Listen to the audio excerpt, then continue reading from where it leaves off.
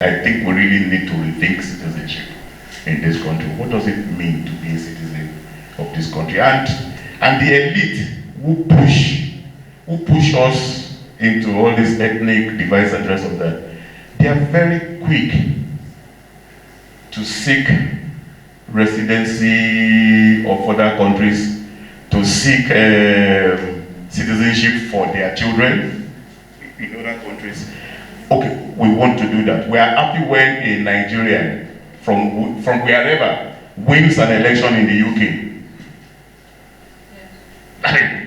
From wherever wins an election in the UK, becomes a mayor in the US. But right here, a Nigerian cannot run for an election outside of his so-called or our so-called home base. We need to rethink citizenship.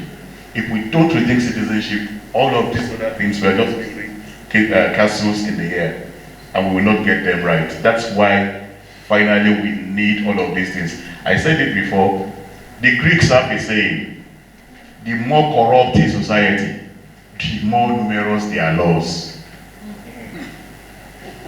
You can't trust yourselves now. Everything has to be written down.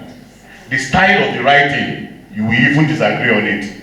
Where the comma is, you will disagree on it. So the more corrupt the country, the society, and corruption not just about money, abuse of power, the more numerous their laws. Why is it not possible? Just like we say for security, that if we deploy appropriately, we won't be having some of the challenges that we are having.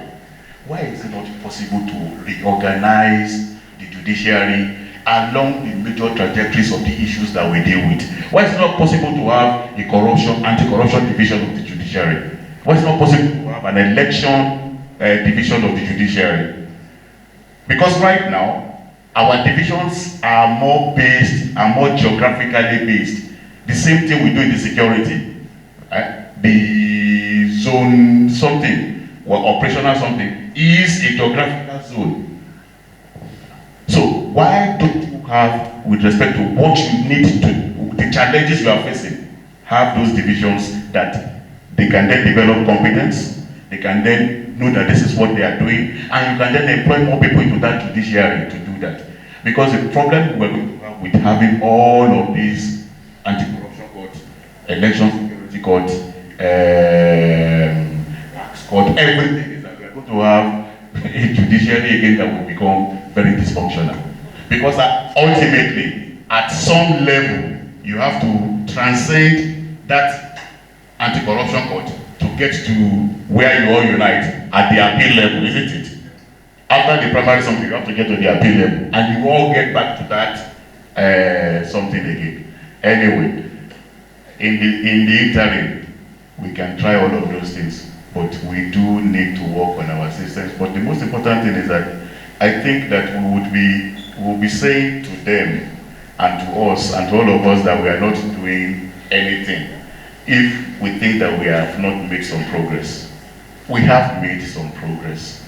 But we should not rest on our horse. We should not, because we're a country with huge potential. We shouldn't be where we are. Although where we are now is far much better than where we were some years ago, but we shouldn't be where we are now. And that's what should be pushing. Now, any questions? Drives the territoriality. Is it ethnicity? Is it programs? Is it whatever? I mean, so you go to the you win elections, for instance, by getting votes across, but you have strongholds. Okay, there are places in the UK they will tell you that these are traditional Labour constituencies, isn't it? Traditional conservative constituencies. There are states that are traditionally red or blue in the US, telling you that politics is territorial. The question really is, what is the content of that territorialism? Is it ethnicity? Is it religion?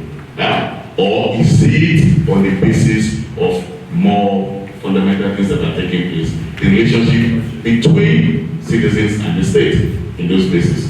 Services are being provided in one area. So we are loyal to that party that has provided the services in that area. And that's the party we vote for. So that's the way So it's important, really, for me, the way I look at it, and what you have said. The most important thing from what that I take away from there is all of these social behaviors. They're social because they are outcomes of interaction. So everything that we say social before it means it's an outcome of an interaction. It means that it is not fixed in time. It means that it can change. It means that it will change. But then what we need to do is either it is a conscious change or an unconscious change. If it's conscious, that means we are deliberate and intentional about the changes. If it's unconscious, that means it's happening chaotically. Thank you, KDI, and the donors too. And I think that